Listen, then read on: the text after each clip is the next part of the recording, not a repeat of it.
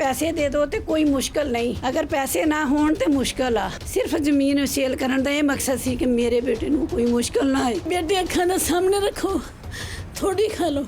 आपको कब पता चला उसकी डेथ हो गई? मैं आज भी इंतजार में हूँ, मेरा शहजेब आएगा। आंटी की नाम सी तुहाडे मुंडे दा? मेरे बेटे का नाम राणा शहजेब। शहजेब नूं कित्थों है शौक पिया बाहर जाण दा? कोई शौक नहीं सी मेरे बेटे नू बाहर जाण दा। अभी तो मैं उसकी तालीम मुकम्मल करवा रही थी। अच्छा। ठीक है, उसी साल मेरे बेटे ने FA किया। अच्छा। और उसके बाद उसके मामू फैक्ट्री में होते हैं महीन फैसलाबाद। अच्छा। ठीक है, वो फारग थे, अब रिजल्ट नहीं आया था, मैंने उसे अब उसके मामू के पास भेज दिया। अच्छा, काम करने के लिए? काम करने के लिए। अच्छा। पता नहीं उसके पापा को कैसे उसके दोस्त ने सब्ज बाग दिखाए। अच्छा। क्या हुआ? अच्छा। ये मैं नहीं जानती। अच्छा। लेकिन मैंने अपनी ज़मीन बिकने पे बहुत एहतजाज किया। उसके बाद ये हुआ कि जहाँ बैठे हम बेटा और साथ था, दोनों मियाँ बीवी बैठ के मैं बहुत शोर कर रही थी कि मैंने नहीं बेचनी, और मेरे शोहर ने खामोशी इख्तियार कर ली। उसके बाद मेरे बेटे ने जाकर मेरे पाँव पकड़ लिए कि मैंने जाना मामा जी बात। मामा जी आपने जायदाद किस लिए बनाई है? अच्छा। मेरे लिए बनाई है? आप कहती है मैंने अपने बच्चों के लिए बनाई है। अच्छा। ठीक है ना, तो मामा जी मुझे अमानत के तौर पर दे दे, मैं आपको 1 बीघा बेचेंगी, मैं आपको इतनी पैलियाँ लेके दूँगी। और मेरे बेटे ने मेरे पाँव में कदम रख के मुझसे बहुत एहतजाज किया और माँ खामोश हो गई। फिर जगह बेच दी? वो तो ऐसे भी कि जैसे बाहर पैसे लेके को खड़ा है, सेल हो रही है, तो ज़मीन बिकने में भी टाइम लगता है, लेकिन मेरी ज़मीन बिकने में भी टाइम नहीं लगा, फ़ौरन बिक गई। फिर उसके बाद ये हुआ जो अर्जेंट था। अच्छा। वो हमारे पास डेरे का है। जिस दिन उसे पैसे दिए जहाँ बैठ के। अच्छा, कितने पैसे दिए? उसे उस दिन 20,000 दिया था। 20 लाख? 20 लाख। 20 लाख रुपया दिया आपने? हाँ जी। उसके बाद अब 10,000 की गाड़ी हुई। अच्छा। मैंने उसे ये कहा कि मैं गाड़ियाँ करवाउण जोगी नहीं। अच्छा। भाई मैं ज़मीन बेच के तेनू पैसे दे रही हूँ। अच्छा। तो मैं क्या मैनू ना भाई जान ये बात बताई कि उससे पहले मेरा उससे सामना नहीं हुआ था कभी। अच्छा।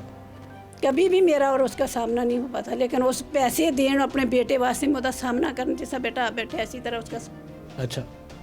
उन्हें क्या मेरा भांजा भी भतीजा है बाजी छोकरा, मैं क्या भाई जान मैनू ये दस, उन्हें क्या पैसे दे दो तो कोई मुश्किल नहीं। अच्छा। अगर पैसे ना होन तो मुश्किल आ। अच्छा। सिर्फ जमीन सेल करन दा ये मकसद सी कि मेरे बेटे नू कोई मुश्किल ना आए। इस बात सिर्फ एहतजाज बस सारियां मावां के कि बेटे अखां दे सामने रखो, थोड़ी खा लो। और मैंने जैसे जैसे अपने बेटे को तालीम दिलाई, जब मैंने शुरू किया था मेरे बच्चे का 3500 रुपये एक माह का खर्चा था, लेकिन मुझ में इतनी हैसियत नहीं थी कि मैं अफोर्ड कर सकूं। उसके ननान वालों ने पढ़ाया था उसे। यहाँ से कहाँ गया फिर? जहाँ से वो हम लाहौर गए। हाँ जी, लाहौर गए आप लोग? एयरपोर्ट थे, ऐसे खुशी बखुशी। अच्छा। अलविदा करके आए। लाहौर एयरपोर्ट से वो कहाँ गया? लाहौर एयरपोर्ट से वो दुबई गया। अच्छा। 3 दिन उसका दुबई में स्टे हुआ। फिर वो दुबई से कहाँ गया? दुबई से मेरा बेटा फिर एयरपोर्ट वहाँ से लिबिया गया। दुबई एयरपोर्ट से लिबिया गया? लिबिया गया बाय एयर। लेकिन हमें जांचा दिया गया बेटा, जो ये कुछ भी हुआ हमारे साथ वहाँ लिबिया जाके हमें इसका कोई इल्म नहीं था। क्या झांसा दिया गया आपको? कि कश्ती में जाएगा मेरे साथ। आपको पता था कि बाई एयर जा रहा? बाई एयर जा रहा था। अच्छा। वहाँ बैठ के मैंने खुद अर्जेंट से। आपको डंकी का इल्म था कि नहीं था? मुझे नहीं था।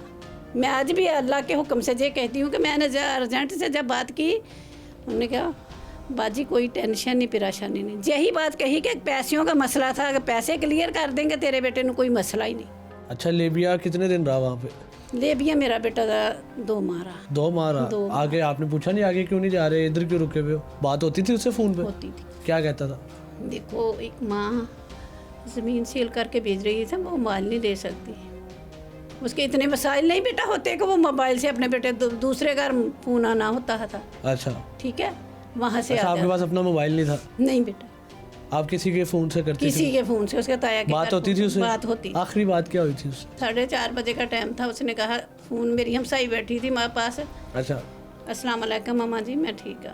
अच्छा। सबसे पहली बात तो मेरे बेटे की ये थी कि अस्सलाम वालेकुम मामा जी, टेंशन नहीं लेनी, मैं ठीक हूँ, दवाओं में याद रखना, आपका बेटा शेर है।